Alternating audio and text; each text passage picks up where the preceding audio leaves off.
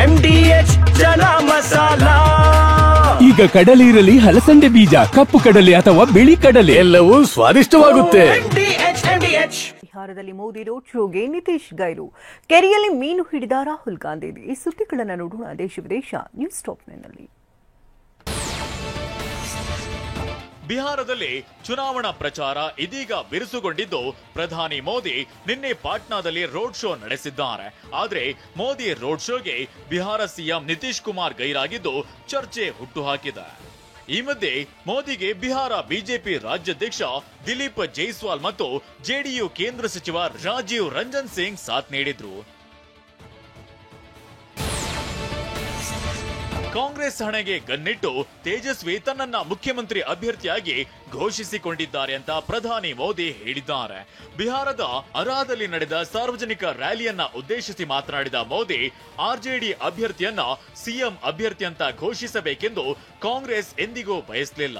ಆದ್ರೆ ಆರ್ಜೆಡಿ ಬಂದೂಕು ತೋರಿಸಿ ಸಿಎಂ ಹುದ್ದೆಯನ್ನ ಕಸಿದುಕೊಂಡಿದೆ ಅಂತ ಹೇಳಿದ್ದಾರೆ. ನವೆಂಬರ್ 18ರಂದು ಮುಖ್ಯಮಂತ್ರಿಯಾಗಿ ಪ್ರಮಾಣ ವಚನ ಸ್ವೀಕರಿಸುತ್ತೇವೆ ಅಂತ ಆರ್ಜೆಡಿ ನಾಯಕ ತೇಜಸ್ವಿ ಯಾದವ್ ಹೇಳಿದ್ದಾರೆ. ಬಿಹಾರದಲ್ಲಿ ಈ ಬಾರಿ ಇಂಡಿಯಾ ಕೂಟ ಸರ್ಕಾರ ರಚಿಸೋದು ಖಚಿತ. ನವೆಂಬರ್ 14ರಂದು ಚುನಾವಣೆಯ ಫಲಿತಾಂಶ ಪ್ರಕಟವಾಗಲಿದೆ. ಇದಾದ 4 ದಿನಗಳ ನಂತರ ನಾನೇ ಪ್ರಮಾಣ ವಚನ ಸ್ವೀಕರಿಸುತ್ತೇನೆ ಅಂತ ಹೇಳಿದ್ದಾರೆ.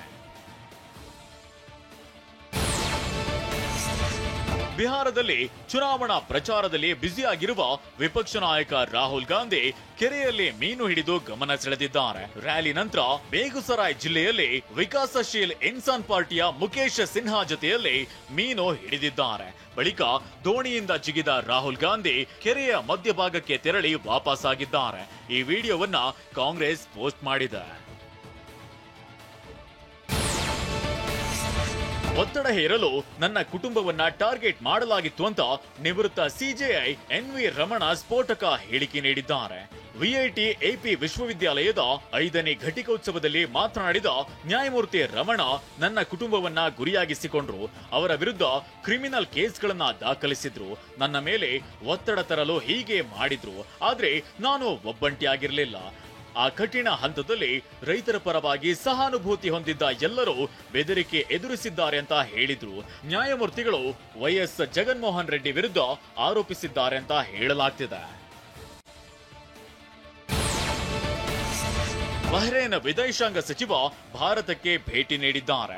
Doctor Abdullah Latif bin Rashid Al Zayani ಅವರನ್ನ ನಿನ್ನೆ ವಿದೇಶಾಂಗ ಇಲಾಖೆ ಅಧಿಕಾರಿಗಳು ಬರಮಾಡಿಕೊಂಡಿದ್ದಾರೆ. ವಿದೇಶಾಂಗ ಸಚಿವ ಜೈಶಂಕರ್ ಜೊತೆ ದ್ವಿಪಕ್ಷೀಯ ಮಾತುಕತೆ ನಡೆಸಲಿದ್ದಾರೆ. ಜೊತೆಗೆ 5ನೇ ಭಾರತ ಬಹ್ರೇನ್ ಜಾಯಿಂಟ್ ಕಮಿಷನ್ ಸಭೆಯಲ್ಲಿ ಭಾಗಿಯಾಗಲಿದ್ದಾರೆ. ಇಸ್ರೋ ಬಾಹ್ಯಾಕಾಶದಲ್ಲಿ ಮತ್ತೊಮ್ಮೆ ಇತಿಹಾಸ ಬರೆದಿದೆ.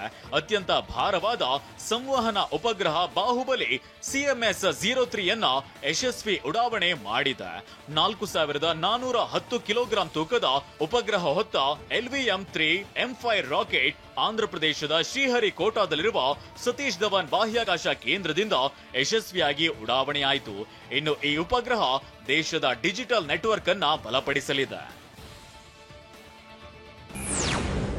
ವಾಹ್, ಯಾಕೆ ಈಗ ಬಂತ ಸ್ವಾದ? ಖಂಡಿತ ಈಗ ಬಂತು ಅಸಲಿ ಸ್ವಾದ. MDH chunky chaat masala life ಅಲ್ಲಿ ಅಸಲಿ ಸ್ವಾದ ತರುತ್ತೆ. ಅಸಲಿ ಮಸಾಲ, ಎಸ್ ಎಸ್ MDH.